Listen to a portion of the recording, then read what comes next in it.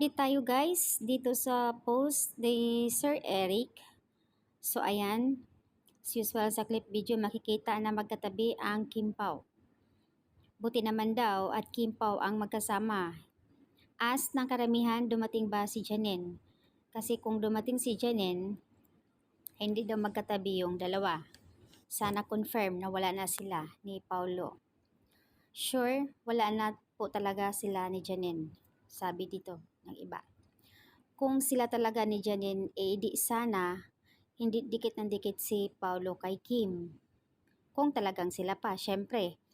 Kapag sila, makikita kasi talaga lahat sa video, hindi dapat dikit ng dikit yan.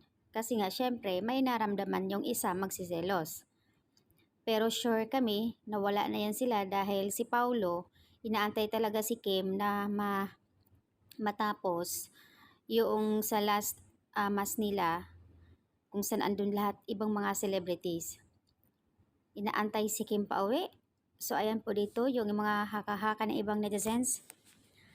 Kasi ang daming nagsasabi for promo lang daw. Kaya lagi sila nagpakilig vibes para i-views ang kanilang series. And then para dadami ang kanilang mga fan.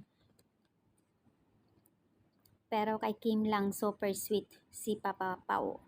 Sana all talaga. But anyways, ayon dito sa iba, hayaan mo na sila mapapagod. Din yan sila kaka-sweet.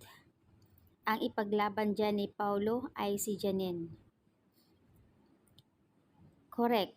Kitang-kita naman na matagal na may gusto si Pao kay Kimi. Ayon naman dito sa isa.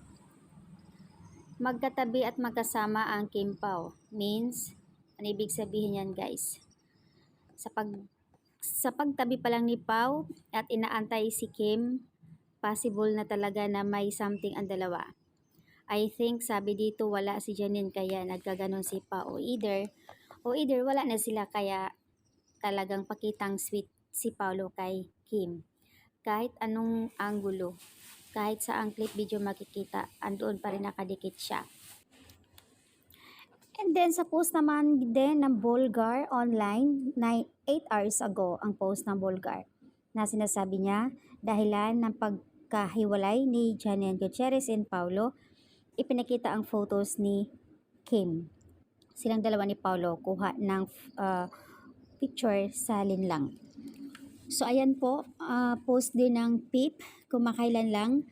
Dahilan same lang sila ng caption, dahilan din daw ng pagkakahiwalay ng dalawa, Paunin because of Kim.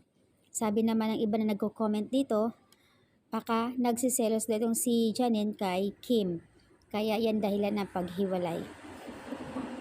And sa totoo lang guys, ayon sa karamihan, kung sino ang nagiging partner, kunyari ay kayo naman talaga nun, at may partner uli siya ng panibago dahil panibagong series, andoon talaga yung hindi maiwasan na ma-develop sa isa't isa, lalo na yung mayroon silang party na kissing scene, sino ang hindi ma-develop doon.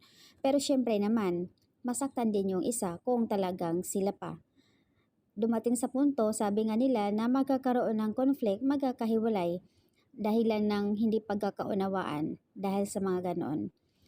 Sabi din ng karamihan, kapag naman iba ang partner ni Paulo sa next project na hindi na si Kim, malamang andoon pa rin, same lang ang maramdaman ni Kim kay Janine. Parang ganun lang din. Kasi nga